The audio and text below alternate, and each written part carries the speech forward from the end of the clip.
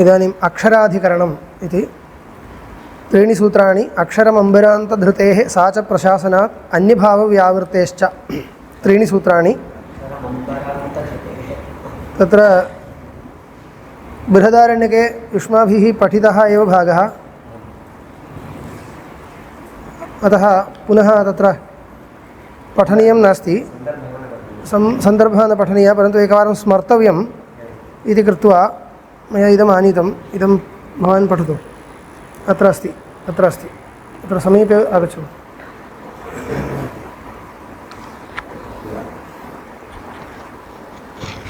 वचक्नोः दुहिता गार्गी नाम्नी ब्रह्मवादिनी जनकसभायां याज्ञवल्क्यं पप्रच्छ सर्वं पार्थिवं वस्तुजातम् अप्सु पटस्य दीर्घतन्तुवत् ओतं तिर्यक्तन्तुवत् प्रोतं च वर्तते यद्यत् परिच्छिन्नं स्थूलं कार्यं तत् अपरिच्छिन्नेन सूक्ष्मेण कारणेन व्याप्तम् इति नियमात् यथा पृथिवी अद्भिः व्याप्ता तथा आपः कस्मिन् ओताश्च प्रोताश्च इति वायौ गार्गीति याज्ञवल्क्येन समाहिते तदूर्ध्वम् आन्तरिक्षलोकमारभ्य गन्धर्वलोक आदित्यलोक चन्द्रलोक नक्षत्रलोक देवलोक इन्द्रलोक प्रजापतिलोक ब्रह्मलोकपर्यन्तं प्रश्नोत्तरपरम्परा अस्ति अन्ततो गत्वा ब्रह्मलोके सर्वे ओताश्च प्रोताश्च इति पर्यवसितम् अण्डारम्भकाणि सर्वत्र सूक्ष्मतारतम्यक्रमेण प्राण्युपभोगसाधनाकारेण परिणतानि संहतानि पञ्चभूतानि ब्रह्मलोकपदवाच्यानि सम्यक् मम पञ्चीकृतपञ्चभूतानि इत्येव एवं साधनाकारेण परिणतानि संहतानि पञ्चभूतानि ब्रह्मलोकपदवाच्यानि एवं कस्मिन् ओतानि प्रोतानि च इति गार्ग्या पृष्टे सति याज्ञवल्क्यः अनुमानप्रकारम् अतीत्य केवलेन आगमेन प्रष्टव्यान् देवताम् अनुमानेन त्वं पृच्छसि एवं पृच्छन्त्याः तव मूर्धा विशीर्येत जागरूका भव पृच्छसि एवं अतिप्रश्न नाम किम् आगमातिरिक्तप्रश्नेन प्रश्नस्य विषया भवति अतिप्रश्न्या देवता विषयः भवति अतिप्रश्न्या देवता अनुमानप्रकारमतीत्य केवलेन आगमेन प्रष्टव्यान् देवताम् अनुमानेन त्वं पृच्छसि एवं पृच्छन्त्याः तव मूर्धा विशीर्येत जागरूका भव इति जगर्ज याज्ञवल्क्यः जगर्ज याज्ञवल्क्येन निषिद्धा गार्गी मूर्धपातभयात् उपरराम कञ्चन कालम् उपरम्य पुनः याज्ञवल्क्यं प्रष्टुकामा गार्गी सदसि विद्यमानान् सर्वान् ब्राह्मणान् प्रति अवादीत् हे भगवन्तः ब्राह्मणाः यदि भवन्तः माम् अनुमन्येरन् तदा पुनः याज्ञवल्क्यं द्वौ प्रश्नौ प्रक्ष्यामि यदि सः समाधानं वक्ष्यति तदा युष्माकं मध्ये याज्ञवल्क्यं जेतुं न कोऽपि शक्तो भवेत् इति ब्राह्मणैः अनुज्ञाता वाचक्रवी दिवः उपरि पृथिव्याः अधश्च यच्च द्यावापृथिव्योः मध्ये यच्च अतीतं वर्तमानं भविष्यच्च तत्सर्वं द्वैतजातं यस्मिन् एकीभवति तत् सूत्रसंज्ञं वस्तु कस्मिन् ओतञ्च प्रोतञ्च इति अप्राक्षीत् व्याकृतं सूत्रात्मकं जगत् उत्पत्तौ स्थितौ लये च अव्याकृताख्ये आकाशे ओतञ्च प्रोतञ्च अत्र माया खलु अव्याकृताख्ये आकाशे ओतञ्च प्रोतञ्च इति याज्ञवल्क्येन उत्तरिते अव्याकृताकाशः कस्मिन् ओतश्च प्रोतश्च इति गार्गी प्रश्नस्य भगवान् याज्ञवल्क्यः उत्तरं वदति तदक्षरं गार्गी ब्राह्मणाभिवदन्ति अस्थूलमनन्वह्रस्वमदीर्घमलोहितमस्नेहमच्छायमतमः अवायुवनाकाशमसङ्गमरसमगन्धमचक्षुष्कम् अश्रोत्रमवागमनो तेजस्कम् अप्राणममुखम् अमात्रमनन्तरमबाह्यं न तदश्नाति किञ्चन न तदश्नाति कश्चन इति बृहदारण्यकोपनिषत् सन्दर्भः अत्र अक्षरशब्दप्रतिपाद्यं परं ब्रह्म एव इति निर्धारयितुं विचारं प्रस्तौति अत्र सूत्रे ओतम् इति उक्तं खलु सर्वं द्वैतजातं वस्तु अत्र सूत्रशब्देन हिरण्यगर्भः वा हिरण्यगर्भोऽपि मायायां प्रतिष्ठितः मायापि अत्र अक्षरे प्रतिष्ठितः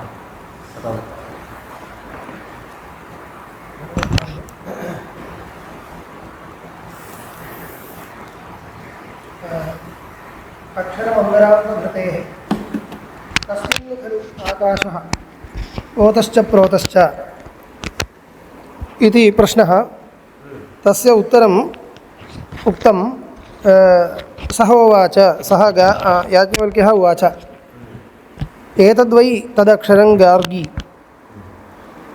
ब्राह्मणाः अभिवदन्ति अस्थूलमननु इत्यादि दीर्घं वाक्यमन्ते पठितं किल तदेव वाक्यम् इत्यादि उत्तरम् उक्तवान् एवं श्रूयते तत्र संशयः किम् अक्षरशब्देन वर्णः उच्यते किं वा परमेश्वरः इति एवं संशयः अत्र वस्तुगत्या सिद्धान्तरीत्या कस्मिन्नु खलु आकाशः ओतश्च प्रोतश्च अत्र आकाशशब्देन माया उच्यते अन्यत् सर्वं मायायाम् ओतप्रोतभावेन वर्तते सा कुत्र वर्तते इत्युक्ते तस्य उत्तरत्वेन इदम् उच्यते तर्हि अस्माकं रीत्या ब्रह्म इति निर्णयः कर्तुं शक्यते संशयस्य उत्थानं भवति पश्यतु तत्र संशयः किम् अक्षरशब्देन वर्णः उच्यते किं वा परमेश्वरः इति अत्र सामान्यतः एतत् श्रुत्वा कश्चन वर्णः अत्र उच्यते इति कस्यापि न भाति कस्यापि न प्रतीयते परन्तु अत्र व्याख्याग्रन्थादिकं पश्यतु तत्र अक्षरशब्देन वर्णः कथं स्वीकर्तव्यः इत्यत्र बहुविधं योजनं कृतमस्ति एकं योजनं भाष्यकारैरपि कृतम् अत्र अक्षरसमाम्नायः इत्यादौ अक्षरशब्दस्य वर्णे प्रसिद्धत्वात् एकं तु प्रसिद्धिः रूढिरस्ति अक्षरसमाम्नायः इत्युक्ते वर्णः उच्यते अक्षरशब्दस्य वर्णे रूढिरस्ति प्रसिद्धत्वात् प्रसिद्ध्यतिक्रमस्य च अयुक्तत्वात् रूढ्यतिक्रमः अयुक्तः इति सामान्यतः तर्हि पश्यतु अत्र रूढिरस्ति वा इति चेत् ब्रह्मणि रूढिर्नास्ति तत्र योगः वर्तते ब्रह्मणि अश्नोति अशुव्याप्तौ अथवा क्षर न क्षरति क्षरसञ्चालने इति धातुरस्ति अशुव्याप्तौ इति धातुरस्ति एतद् धातुद्वयात् अक्षरशब्दस्य निष्पत्तिर्भवति तर्हि व्याप्त्यर्थकधातोः निष्पन्नशब्दश्चेत् व्याप्तं किञ्चित् वस्तु सर्वत्र व्याप्तं वस्तु अक्षरशब्देन उच्यते इति स्वीकर्तुं शक्यते क्षरसञ्चालने इति धातोः निष्पन्नं रूपं चेत् नाशः इत्यर्थे लोके प्रयोगः तत्र धातुपाठे कः उपदेशः इत्यपेक्षया लोके तस्य प्रयोगः कीदृशः इत्येव द्रष्टव्यं नश्यति इत्येव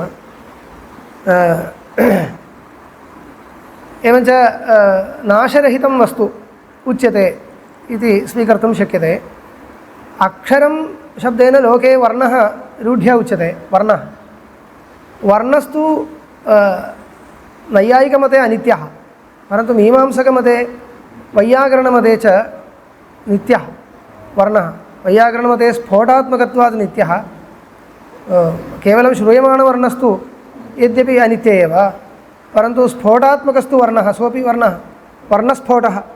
वर्णस्फोटः इति वस्तुगत्या तैः केवलं वर्णः नोच्यते अर्थबोधकशब्द एव ग्राह्यः प्रकृतिः प्रत्ययः एवं रीत्या स्वीकर्तव्यं भवति भवतु तथापि तद्विषये अनन्तरं चिन्तयामः तथा स्फोटवादः इदानीम् आनेतव्यः इति नास्ति परन्तु अत्रैव वस्तुगत्या न्यायरक्षामणौ स्फोटवादः महता यत्नेन विचारितः अस्मिन् अधिकरणे अत्र स्फोटरूपं विवक्षितं पूर्वपक्षदृढीकरणाय अत्र तैः स्फोटः आनीतः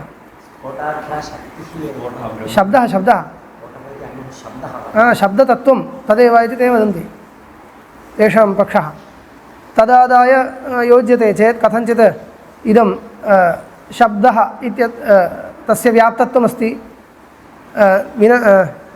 विनाशित्वं नास्ति, नित्यत्वमस्ति, परन्तु स्फोटवाद एव अप्रामाणिकः इति रीत्या खण्ड्यते। यदि तत् स्वीक्रियते तर्हि अक्षरशब्दस्य तत्र योगोप्यस्ति रूढिरप्यस्ति, रूढिरप्यस्ति। परन्तु इदं तु वक्तव्यं, मीमांसकमतं वा वैयाकरणमतं वा स्वीकृत्य कथञ्चित् अक्षरशब्दस्य योगः उपपादयितुं शक्यते इत्युच्यते चेदपि तत्र रूढिरस्ति वा इति अस्ति इति मया उक्तं, परन्तु तत् चिन्तनीयमस्ति। किमर्थं नाम वर्णे तथा न वर्णे रूढिः रूढिरेव इति वक्तव्यं। वर्णे प्रयोगस्तु रूढ्या एव, न तु योगमादाय। वर्णे प्रयोगस्तु एवं वर्णे प्रयोगस्तु रूढ्या एव, न तु योगमादाय इति वक्तव्यं। किमर्थम् इत्युक्ते योगस्तु कस्यचिन् मते सङ्गच्छतां नाम सङ्गच्छतां वैयाकरणमते वा मीमांसकमते वा कथञ्चित् अस्तु नाम। वैयाकरणमते मीमांसकमतेपि वर्णाः विभवः व्याप्तत्वमस्ति, अविनाशिनः, तस्मात् तद्रीत्या योगोप्यस्ति इति वक्तुं शक्यते। परन्तु योगमादाय प्रयोगो नास्ति। किमर्थम्? अनित्यत्वपक्षेपि अक्षरम् इति पदप्रयोगः अस्ति खलु। योगं सर्वम् अनादायापि पदप्रयोगस्तु अस्ति। यदा पदं प्रयुज्यते तदा अवयवशक्तिम् अनुसन्धाय प्रयुज्यते इति वक्तुं न शक्यते। तद् इदं रूढत्वे नियामकं शब्दस्य अस्तु वा न वा, परन्तु तम् आलोच्य अक्षरशब्दः वर्णे प्रयुज्यते इति नास्ति। अतः समुदायशक्तिरेव वक्तव्या। वर्णे समुदायशक्तिरस्ति, एतदर्थं मया उक्तं तावदेव। वर्णे समुदायशक्तिरस्ति, तस्मात् अत्र समुदायशक्तिमादाय वर्ण एव ग्राह्यः इति पूर्वपक्षः क्रियते। अस्तु, कथम् एतत् सङ्गच्छते? वाक्यशेषः योजनीयः अस्ति। सः उवाच एतत् वै तदक्षरं गार्गी ब्राह्मण अस्थूलमननु इत्यादि विशेषणानां योजनं सम्भवति। सम्भवति, वर्णे सम्भवति। तथापि इदं ब्रह्मप्रकरणं वर्तते। ब्रह्मप्रकरणे अस्मिन् तथा चिन्तनीयं। ब्रह्मप्रकरणे नाम तत्त्वविचारप्रकरणं वर्तते। तत्र अन्तिमप्रश्नः गार्ग्या क्रियमाणः अस्ति। अनतिप्रश्नत्वं देवताम् अतिपृच्छसि इत्यादिकम् उक्तं। तत्सर्वम् आदाय यदा पश्यामः तर्हि केवलं कश्चन वर्णः उच्यते इति तु न युज्यते। किं वर्णः, कः वर्णः इत्यत्र विनिगमनाविरोधो भवति। यः कोऽपि वर्णः स्वीकर्तुं न शक्यते इत्युक्ते तत्र किं क्रियताम्? ओङ्कारः स्वीक्रियताम्। यः कोऽपि वर्णो न ओङ्कारः स्वीक्रियताम् इति। यद्यपि ओङ्कारे विशिष्य अक्षरशब्दस्य रूढिर्नास्ति, परन्तु वर्णे अस्ति। वर्णत्वावच्छिन्ने रूढिः, ओङ्कारत्वावच्छिन्ने रूढिर्नास्ति। तथापि वर्णत्वेन रूपेण अत्र ओङ्कारः प्रतीयते इति पूर्वपक्षिणाम् आशयः। ओङ्कारे च इत्यादौ च श्रुत्यन्तरे वर्णस्याप्युपास्यत्वेन सर्वात्मकत्व अवधारणात् श्रुत्यन्तरे माण्डूक्य उपनिषदि ओङ्कारस्य सर्वात्मकत्वम् उक्तम्। ओङ्कार एव इदं सर्वम् इत्युक्तं। तर्हि श्रुतिप्रसिद्धिरस्ति इति कृत्वा ओङ्कारस्य सर्वात्मकत्वं वर्तते। उक्तानां विशेषणानां योजनं तत्र सम्भवति।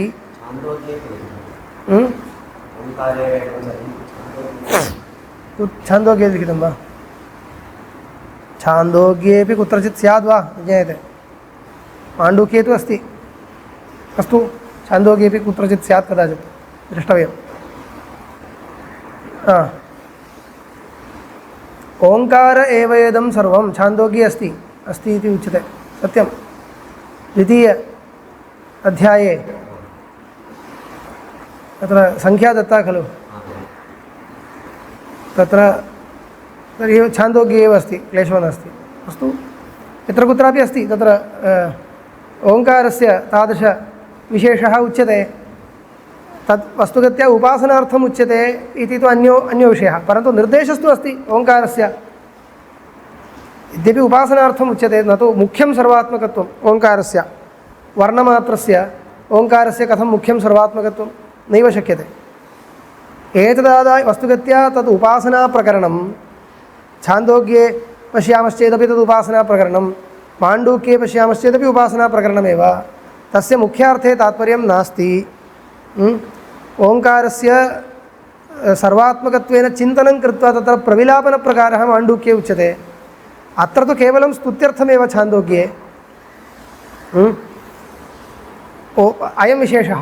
माण्डूक्ये तु उपास्यत्वेन तस्य उपदेशः उपास्यत्वेन उपदेशः तथा चिन्तनीयमस्ति। छान्दोग्ये तु केवलं स्तुत्यर्थं तथा चिन्तनीयत्वम् अत्र न विवक्षितम्। अत्र ओङ्कारस्य अन्यादृशरूपेण चिन्तनीयाः धर्माः अन्ये बहवः उपदिष्टाः सन्ति। ते एव धर्माः चिन्तनीयाः। ओङ्कारे अनेकाः दृष्टयः विहिताः सन्ति। ओङ्कारोपासनप्रकरणमेव खलु आरम्भात् बहुदूरं प्रचलति इति मया बहुवारम् उक्तं। उद्गीत तदेव उद्गीतावयवस्य ओङ्कारस्य उपासनप्रकरणमेव प्रचलति। तत्र ओङ्कारस्य सर्वात्मकत्वकथनं चिन्तनार्थं नास्ति, तत् केवलं स्तुत्यर्थं। माण्डूक्ये तु चिन्तनार्थमेव अयं विशेषः अस्ति। अस्तु यत्किमपि भवतु तत् कश्चन निर्देशस्तु अस्ति। तत्र किं मुख्यं सर्वात्मकत्वं नास्ति चेदपि यथा सर्वात्मकत्वेन चिन्तनीयतया निर्देशो वा वर्तते, माण्डूक्ये वर्तते, स्तुत्यर्थं निर्देशः छान्दोग्ये वर्तते। एतत् सर्वं स्वीकृत्य योजयितुं शक्यते इति। इमामेव श्रुतिं मुख्यार्थां मत्वा वैयाकरणैः स्फोटवादः आनीतः। एतद्बलेनैव इति न, युक्तिम् आदाय समर्थयन्ति। अनन्तरं श्रुतिश्च अस्ति इति वदन्ति। इयं श्रुतिः तत्र उदाह्रियते, तद्वस्तुगत्या अयुक्तम्। अतः तत्र तादृशं तात्पर्यं नास्ति। अस्तु, श्रुत्यन्तरे वर्णस्याप्युपास्यत्वेन सर्वात्मकत्वावधारणा। उपास्यत्वेन सर्वात्मकत्वम् उपास्यत्वेन तत् इदानीं स्तुत्यर्थम् उक्तम् इति न वक्तव्यं। पूर्वपक्षकाले तत् सिद्धान्ते भाष्यकारिरुच्यते, तत् केवलं स्तुत्यर्थम् उक्तं भोः इति उच्यते। पूर्वपक्षकाले किं वक्तव्यं? वर्णस्य उपास्यत्वेन सर्वात्मकत्वम् अवधारितमस्ति ओङ्कारस्य, वर्णा एव अक्षरशब्दः इति। एवञ्च ओङ्कारस्य अत्र विवक्षा वर्तते। ओङ्कारश्च ब्रह्मणः उपासने आलम्बनं भवति। अन्यत्र किं बहुत्र ओङ्कार उपासनं ब्रह्मणः आलम्बनत्वेन निर्दिष्टं। तर्हि तत् ब्रह्मणः उपासने आलम्बनं भवति इत्यभिप्रायेण अत्र कस्मिन्नु खलु आकाशः ओतश्च प्रोतश्च इति अत्र पूर्वपक्षिणाम् एवं योजनमस्ति, व्याख्यानादिषु बहुधा दृश्यते। कस्मिन्नु खलु आकाशः ओतश्च प्रोतश्चेति। अत्र आकाशः आकाश इति होवाच, कस्मिन्नु खलु आकाशः ओतश्च प्रोतश्चेति इति खलु प्रश्नः। अत्र आकाशपदार्थः परमात्मा, पूर्वपक्षिणां योजनं। परमात्मनः विवक्षा अत्र नास्ति इति न, परन्तु आकाशपदेन प्रश्ने प्रश्नघटकम् आकाशपदं वर्तते खलु। तत्र आकाशशब्देन ब्रह्म उच्यते। तथा च अनतिप्रश्न्यां वै गार्गी अतिपृच्छसि इत्यपि सङ्गच्छते इत्यपि अनतिप्रश्न्यत्वं तत्र ब्रह्मणः लिङ्गम् इति स्वीकृत्य आकाशशब्दार्थ एव ब्रह्म इत्युच्यताम् इति। तदा अस्माकं शङ्का भवति, आकाशः ब्रह्म चेत् किं तद् आकाशः ब्रह्म चेत् किम्? अत एव प्रश्नः न कर्तव्यः इति खलु। अत एव अनतिप्रश्नत्वं लिङ्गमिति। तदुपरि प्रश्नः न कर्तव्यः आसीत्, इयं तु करोति। अत एव तां वारयति याज्ञवल्क्यः। एतदुपरि प्रश्नः नास्ति इति वारयितुम् इच्छति याज्ञवल्क्यः। अत एव ज्ञायते अत्र आकाशपदार्थः परमात्मा इति। एवं नीयते। तथा च अयं पृच्छति इदानीं तदेव आकाशः कुत्र ओतश्च प्रोतश्च इत्युक्ते तर्हि इतः परम् उत्तरमेव न वक्तव्यमासीत् याज्ञवल्क्येन। प्रथमं सा निवारिता, द्वितीयवारं पुनः पृच्छति। तदा अयम् उत्तरं वदति, एतद्वै तदक्षरं गार्गी ब्राह्मणाः स्थूलं वदन्ति इति उत्तरं ददाति। तर्हि कथम् आकाशपदार्थः कथं ब्रह्म भवति इति पृष्टे सत्यम्। अत्र ब्रह्म अक्षरे ओतं प्रोतम् इति आगतम्। इदानीम् आकाशः परमात्मा ओङ्कारे ओतश्च प्रोतश्च एतत् कथम् इत्युक्ते अत्र ओतप्रोतभावो नाम आधाराधेय भावो वा उपादानोपादेय भावो वा इत्यादिकं नास्ति यतः इदानीम् एतावत्पर्यन्तम् ओतश्च प्रोतश्च इति यः क्रमः आगतः तत् सर्वम् अनुगतं यदि पश्यामः अनुगत ओतप्रोतत्वम् अनुगतं किमपि ओतप्रोतत्वं नैव निरूपयितुं शक्यते अन्यत्र अन्यदेव यत्किञ्चित् कृतम् उत्कृष्टत्वम् इत्येव अन्ततो गत्वा वक्तव्यम् अनुगतं यदि वक्तव्यम् अत्र कीदृशः ओतप्रोतभावो विवक्षितः इति पृष्टे प्रश्नप्रतिवचनपरम्परा किञ्चित् पूर्वम् आरब्धा अस्ति एतत् कुत्र ओतश्च प्रोतश्च अत्र तत् कुत्र अत्र एवं रूपेण एतावत्पर्यन्तम् आगतमस्ति तत्र सर्वत्र उपादानोपादेय भावकृतं वा आधाराधेय भावकृतं वा ओतप्रोतत्वं नोक्तम् इति प्रतीयते तर्हि केनचित् कारणेन उत्कृष्टत्वम् अभिप्रेत्य विवक्षा तादृशी विवक्षा वर्तते चेत् ओतश्च प्रोतश्च इति वक्तुं शक्यते एतत् सर्वं किं प्रजापतिलोके सः लोकः अन्यस्मिन् लोके किम् अतः उपादानोपादेय भावो वा किमपि नास्ति केनचित् कयाचित् विवक्षया उत्कृष्टत्वं तदपि अनयैव विवक्षया इत्यपि नास्ति यया कयाचित् विवक्षया उत्कृष्टत्वमात्रं विवक्षितमिति वक्तव्यं तथा च सति ब्रह्मणः अपि उपासने ओङ्कारः आलम्बनं भवति इत्यभिप्रायेण ओङ्कारस्य ब्रह्मापेक्षया उत्कृष्टत्वं कश्चित् अर्थवाद भावेन विवक्षितुं शक्यते एवं तस्यापि उपासने ओङ्कारस्य आलम्बनत्वमस्ति इति कृत्वा ब्रह्मापि अस्मिन् अक्षरे वर्तते ओतश्च प्रोतश्च वर्तते इत्येवं विचार्यमाणे अत्र रूढिं संरक्ष्य अक्षरशब्देन ओङ्कार एव उच्यते इति वक्तुं शक्यते इति भाष्यकाराणाम् आशयः इति वर्णयन्ति तदेव पूर्वपक्षं वदतां भाष्यकाराणाम् आशयः इति पूर्वपक्षं निरूपयतां भाष्यकाराणाम् आशयः इति सिद्धान्ते योगः एव वर्तते अक्षरशब्दस्य बुद्धिः योगः एव आम् रूढिरस्ति नास्ति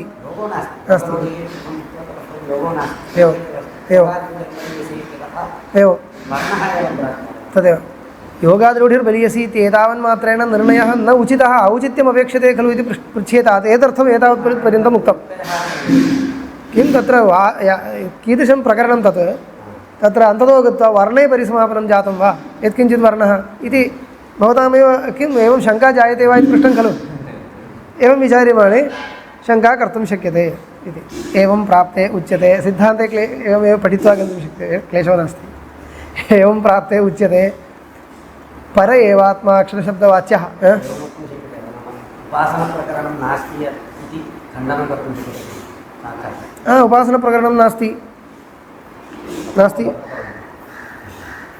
सर्वम् अभ्युच्चये उक्तयः अनेकाः वक्तुं शक्यन्ते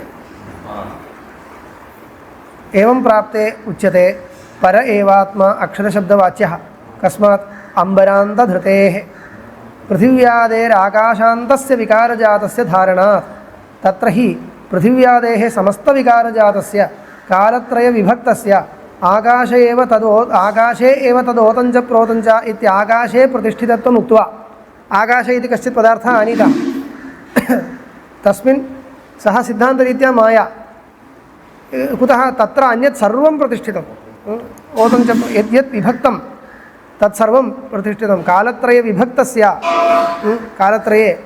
विभक्तस्य सर्वस्यापि प्रतिष्ठितत्वम् उक्त्वा परिच्छिन्नस्य इत्यर्थः कालत्रये विभक्तस्य इत्युक्ते परिच्छिन्नस्य सर्वस्यापि इत्युक्ते आकाशस्यापि ग्रहणं जातम् इदानीं भूताकाशस्यापि प्रतिष्ठा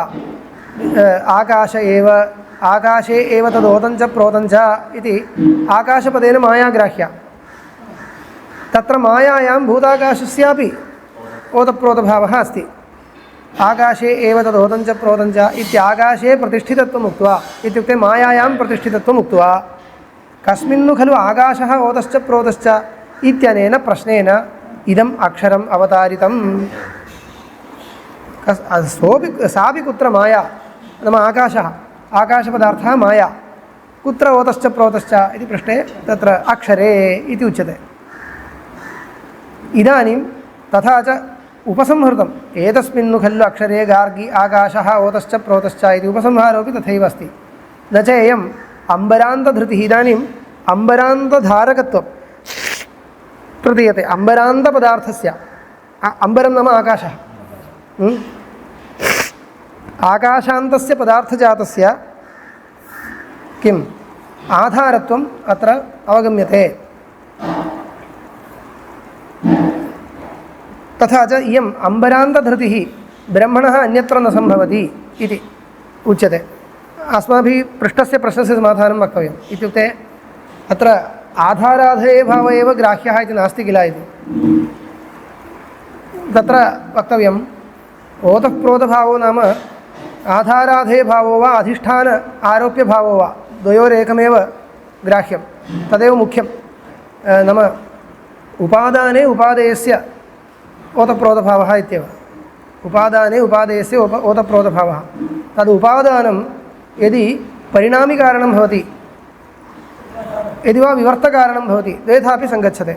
इदानीं ब्रह्मणि माया ओतप्रोतभावेन तिष्ठति इत्युक्ते ब्रह्म विवर्तकारणं, तत्र ओतप्रोतभावेन तिष्ठति। अन्यत्र तु एवञ्च आधाराधेयभावः अथवा उपादानोपादेयभावः द्वयोरेकं ग्राह्यम्। उपादेयभावोऽपि द्वेधा स्वीकर्तुं शक्यते।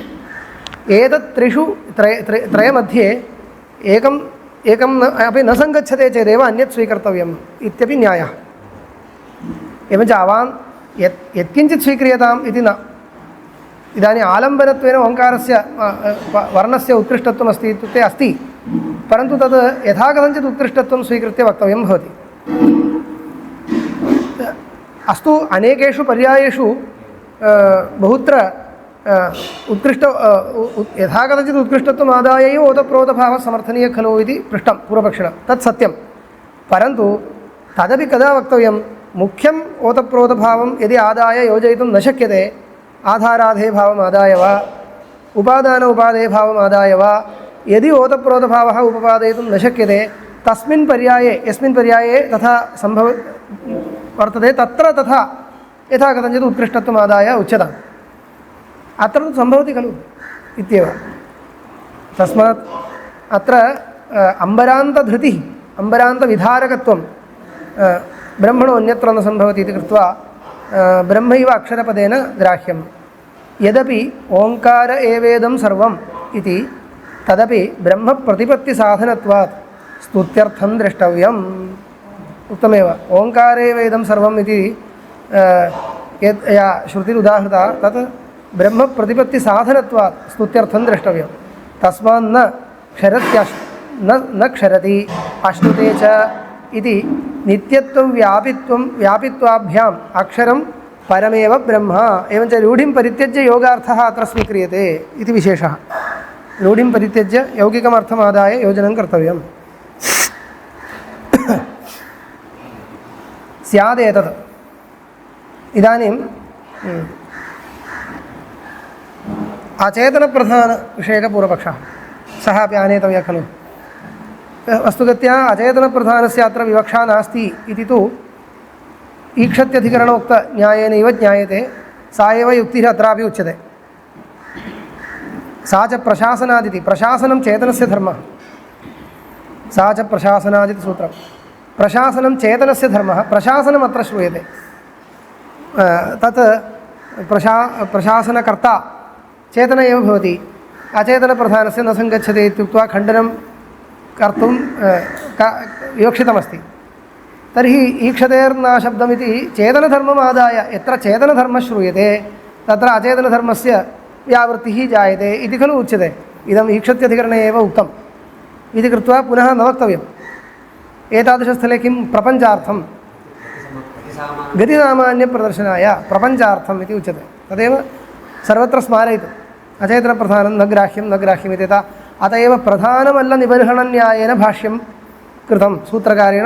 सूत्राणि कृतानि इति उच्यते। प्रधानमल्लनिबर्हणन्यायेन इत्युक्ते साङ्ख्यः प्रधानमल्लः मल्लो नाम प्रतियोद्धा। सः मुख्यः मल्लः जितश्चेत् अन्ये अवान्तरमल्लाः जिता एव भवन्ति। तर्हि साङ्ख्यः अत्र मुख्यः योद्धा वर्तते।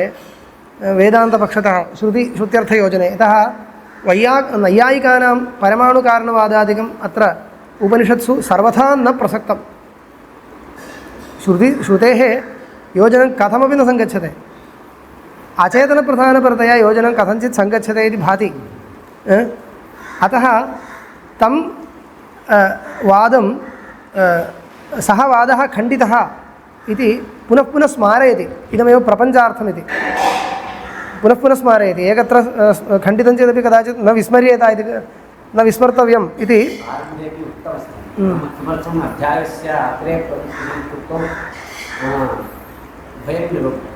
तत्र नूतनं निरूपणीयमस्ति नूतनाः अनेके अंशाः निरूपणीयाः इत्येव आनन्दमयाधिकरण उपक्रमे अग्रिमेषु अधिकरणेषु कुत्र किं निरूप्यते सगुणं कुत्रचित् निर्गुणम् इत्यादि तत्सर्वं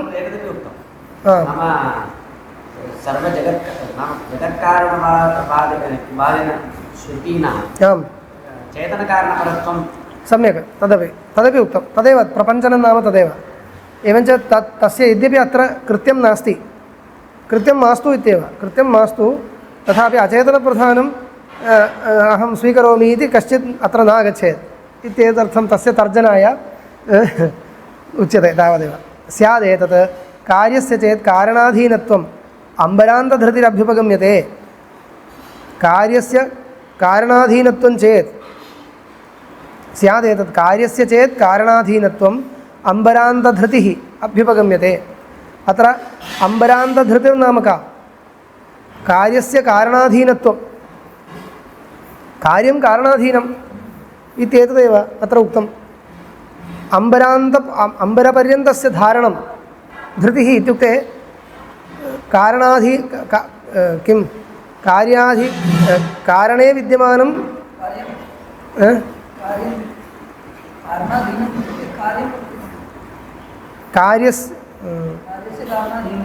कार्यस्य कारणाधीनत्वम् इति अस्ति भाष्ये शब्दयोजने क्लेशः कार्यस्य कारणाधीनत्वम् अम्बरान्तधृतिः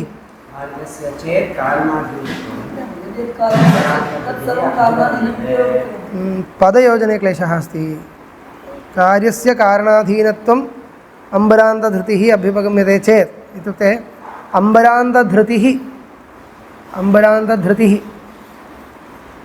धार्यमाणत्वं कार्यधर्मः उच्यते वा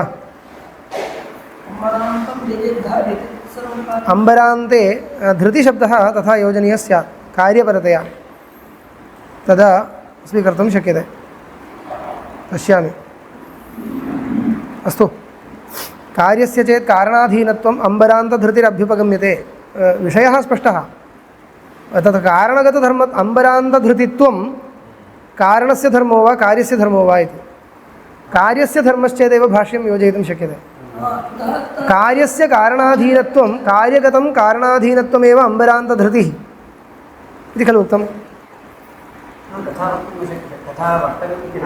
अस्ति खलु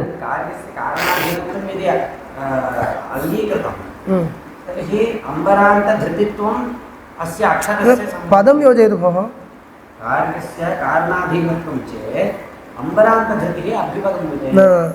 अम्बरान्तधृतिः एवम् अभ्युपगम्यते चेत् इत्येव तस्य विशेषणं इति कुत्र अस्ति पदं नास्ति खलु तथा वक्तुं तथा अर्थाद्व्याख्यानम् अहं करोमि क्लेशो नास्ति इदानीं किं प्रतीयते कार्यस्य कारणाधीनत्वं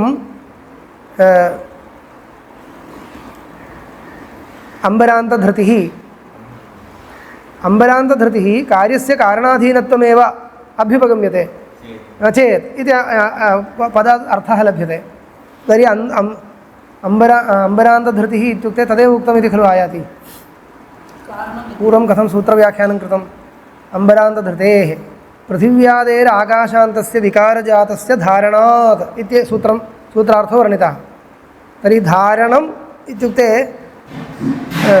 आधारे विद्यमानो धर्मः धारणात् धारयितृत्वात्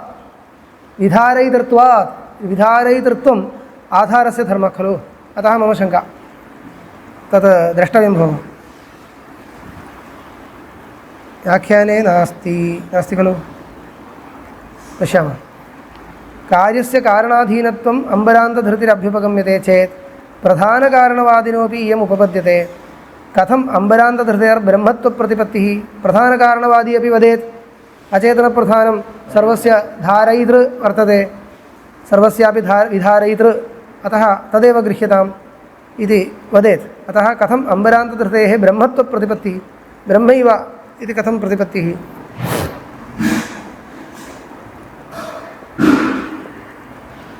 अतः उत्तरं पठति सा च प्रशासनात् सा च अम्बरान्तधृतिः धृतिः परमेश्वरस्यैव धर्मः कर्म परमेश्वरस्यैव कर्म कार्यं परमेश्वरस्य कार्यमिदं सा च अम्बरान्तधृतिः परमेश्वरस्य कर्म कार्यं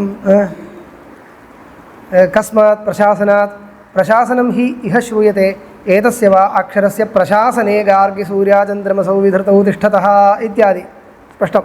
प्रशासनं च पारमेश्वरं कर्म चेतनधर्मः न च अचेतनस्य प्रधानस्य प्रशासनं सम्भवति, धारणं तु सम्भवति, प्रशासनं तु न सम्भवति।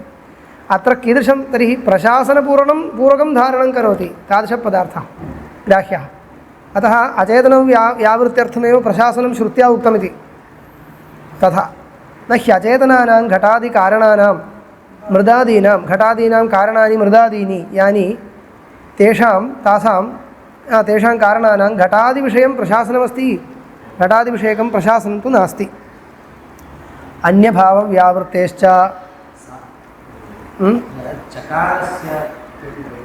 कुत्र तत् किमपि नास्ति। सा च प्रशासनात् सा तु इत्यर्थे समुच्चयार्थं नास्ति। किं भो सूर्याचन्द्रमसौ विधृतौ तिष्ठतः इत्यत्र श्रुतौ धृतिः कार्यधर्मत्वेनैव उक्तः तत्र सत्यं सूर्याचन्द्रमसौ विधृतौ तत्र विधृतिः कार्यधर्मः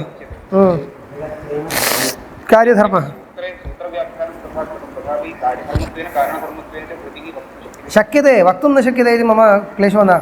भाष्ये तथा अर्थवर्णनं न कृतम्। अतः सूत्रार्थवर्णनकाले कारणधर्मत्वेन विधृतिम् उक्त्वा इदानीम् एवं लिख्यते चेत् कथमिति। अनन्तरमपि सा च प्रशासनादित्यत्रापि अम्बरान्तधृतिः परमेश्वरस्यैव कर्म इति उच्यते।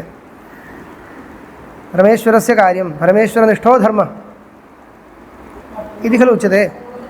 अतः किञ्चित् सङ्गमनं कर्तव्यं चिन्तनीयम्।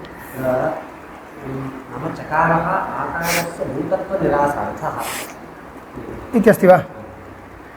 भूताकाशस्य कार्यान्तःपादनः सर्वकार्याश्रयत्व अयोगात् पर्याप्तम् अज्ञानमेव आकाशः प्रधानशक्तितः इति तदाश्रयत्वाच्च अक्षरं न प्रधानं। तर्हि कुतश्चित् व्याख्यानात् स्वीकृत्य लिखितं स्यात्। सम्यक् अस्तु, सम्भवति चेत् भवतु। अत्र आकाशपदार्थः भूताकाशं न किन्तु माया एव इति तत् सूचनाय च इति चकारः इति सर्वं तस्य युक्तिः अन्यत्र स्वातन्त्र्येण अन्वेषणीया। युक्तिं सम्पाद्य सा युक्तिः चकारस्य शिरसि निक्षिप्यते तावदेव। भवतु व्याख्यानात् गृहीत्वा लिख्यते। किञ्चित् युक्त्यन्तरसमुच्चयार्थत्वं वक्तव्यं चेत् तथा सम्यगेव वक्तुं शक्यते। अन्यभावव्यावृत्तेश्च कारणात् ब्रह्मैव अक्षरशब्दवाच्यं तस्यैव अम्बरान्तधृतिः कर्म न अन्यस्य कस्यचित्। किमिदम् अन्यभावव्यावृत्तेरिति कोऽर्थः इति। अन्यभावव्यावृत्ते इति कोऽर्थः? अन्यस्य भावः अन्यभावः तस्मात् व्यावृत्तिः अन्यभावव्यावृत्तिः इति विग्रहः उक्तः। इदमपि प्रथमतः प्रधाननिराकरणार्थम् अनन्तरं जीवस्य निराकरणार्थं च द्वेधा सूत्रं योजितम्।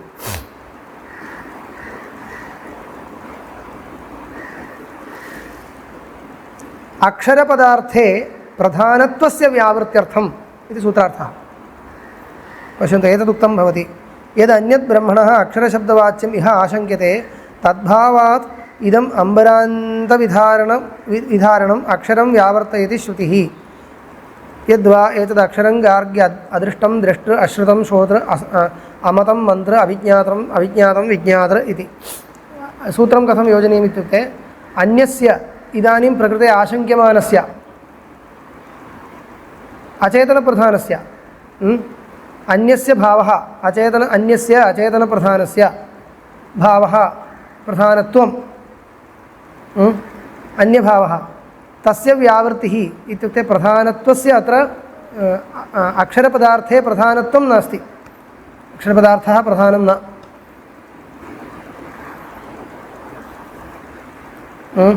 यदन्यत् ब्रह्मणः अक्षरशब्दवाच्यम् इह आशङ्क्यते तद्भावात् इदम् अम्बरान्तविधारणम् अक्षरं व्यावर्तयति अचेतनप्रधानत्वेन त्वाद् व्यावर्तयति इत्युक्ते अचेतनप्रधानत्वावच्छिन्नप्रतियोगिताभेदः अत्र स्पष्टीक्रियते व्यावर्तयति श्रुतिः कथं व्यावर्तयति तद्वा एतदक्षरं गार्गी अदृष्टं दृष्टृ अश्रुतं श्रोतृ अमतं मन्त्र अविज्ञातं विज्ञातृ इति पश्यतु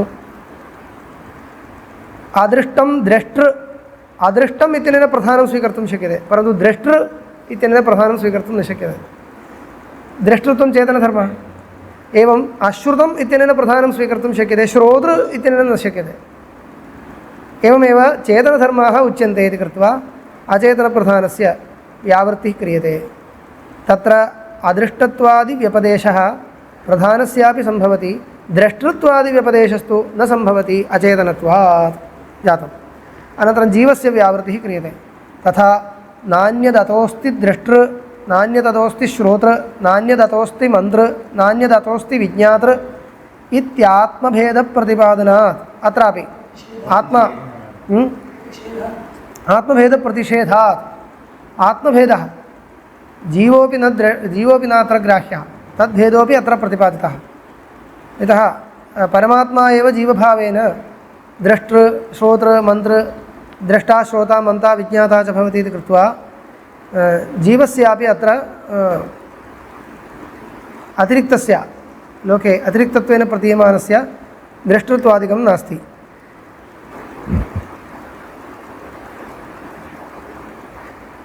वस्तुगत्या अत्र साक्षी ग्रहीतुं शक्यते साक्षी जीवसाक्षी यतः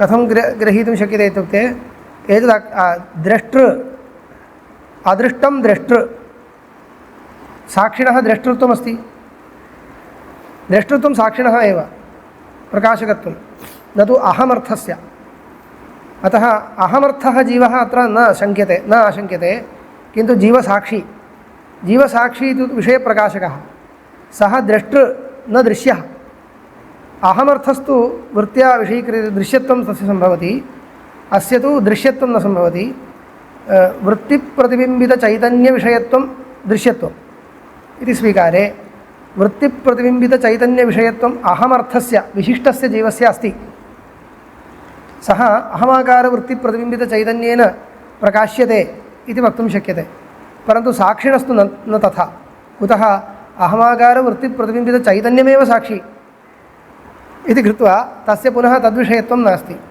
अतः किमर्थम् एतावद्दूरं वदामि इत्युक्ते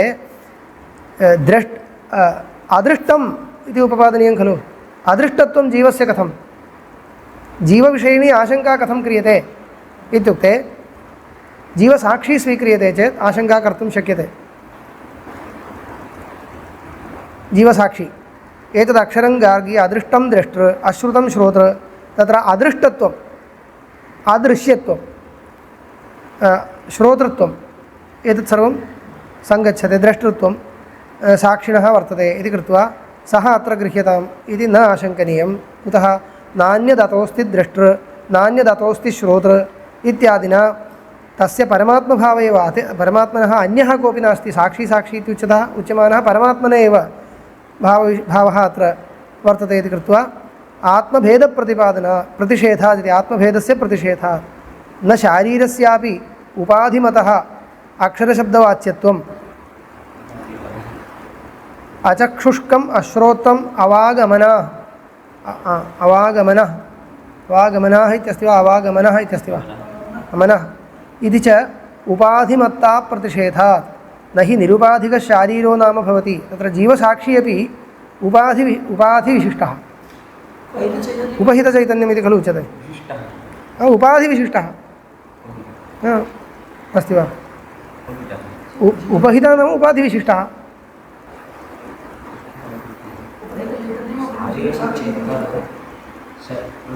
विशेषणविशिष्टो न इति विशेषणविशिष्टो न उपाधिविशिष्टः एवं न वक्तव्यं वा एवमेव वक्तव्यं निरुपाधिकशारीरो नाम सोऽपि जीवस्यैव भावः अतः सः अत्र व्यावर्त्यते तस्मात् परमेव ब्रह्म अक्षरम् इति निश्चयः अत्र एतत् सर्वम् इतोपि विस्तरेण वस्तुगत्या व्याख्यानादिषु द्रष्टव्यमेव अन्यथा आपाततः शङ्का कृता इति कदाचित् स्यात्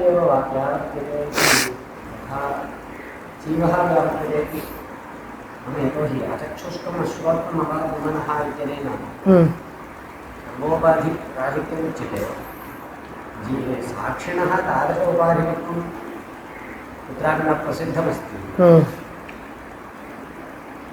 नाम शरीरे भवः शारीरः इति व्युत्पत्तिं स्वीकृत्य साक्षिणः प्रतिपादनं कर्तुं शक्यते तथापि एतादृशविशेषश्रुतिबलात् व्यावृत्तिः इति सम्पादनीया तर्हि सम्यगेव भवता सम्यगेव उक्तम् अचक्षुष्कम् अश्रोत्रम् अवागमनः इति अमनः इत्यादि चक्षुरादि उपाधिमत्वम् इत्युक्ते साक्षिणः न सङ्गच्छते परन्तु कः क्लेशः इत्युक्ते अदृष्टत्वं जीवे न सङ्गच्छते अतः किं कुर्मः एवं विशिष्टः स्वीकर्तव्यः अहम् उपपादयामि इदानीं योजयितुं शक्यते पश्यन्तु वयम् एवं कुर्मः साक्षी इति वा जीवः इति वा जीवसाक्षी इति वा विभागं विना उभयसाधारण्येन जीवः इति स्वीकुर्मः जीवत्वावच्छिन्नं विशिष्य साक्षिरूपेण वा विशिष्टरूपेण वा न स्वीक्रियताम् तर्हि पूर्वपक्षिणाम् अभिमतः कः इत्युक्ते जीवः तावदेव इदं जीवसाक्षी एव अत्र उक्तः इति मास्तु मया पूर्वोक्तरीत्या मास्तु जीवः विवक्षितः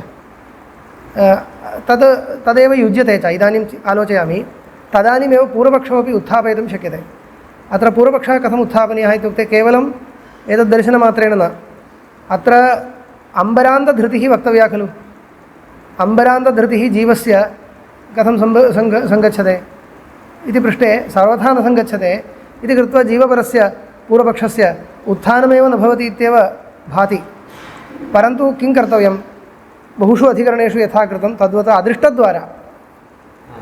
अदृष्टद्वारा स्थितिहेतुत्वम् अत्र विवक्ष्यते इत्युच्यते चेत् जीवः आयाति तर्हि एकः जीवः इति न जीवत्वावच्छिन्नम् एवमेव सर्वेषु अधिकरणेषु जीवपरः पूर्वपक्षः आनीयमानः दृश्यते तथा आनेतव्यं चेत् अदृष्टद्वारा सकलसंसारनियामकत्वम् अत्र अम्बरान्तधृतिः इत्यनेन गृह्यते चेत् जीवस्यापि सङ्गच्छते कुतः न भवति माया उच्यते इति मास्तु तद्भवतां कल्पनं पश्चात् खलु तत् कल्पनीयं माया उच्यते तु ब्रह्मपरत्वे निर्णीते वक्तव्यं ततः प्राग् न वक्तुं शक्यते आकाशपदस्य मायायां रूढिर्नास्ति आकाशपदस्य मायायां रूढिर्नास्ति रूढिं परित्यज्य माया इति अर्थविवक्षा कर्तव्या चेत् तत् सिद्धान्तनिर्णयानन्तरमेव कर्तुं शक्यते ततः पूर्वं कर्तुं न शक्यते इति कृत्वा इदानीं न क्रियतां भूताकाशमेव स्वीक्रियताम् एवं तर्हि सर्वं जन्यमात्रं जन्यं जगत् यदि स्वीक्रियते तर्हि तन्नियामकत्वम् अम्बरान्तधृतिः इत्यनेन यदि विवक्ष्यते तर्हि शारीरः जीवोपि स्वीकर्तुं शक्यते इदानीं जीवसाक्षी इति विशिष्य मास्तु यतः साक्षिणः संसारः इति नोच्यते खलु जीवस्यैव संसार स्व अदृष्टद्वारा इत्युक्ते विशिष्टः जीवः ग्राह्यः इति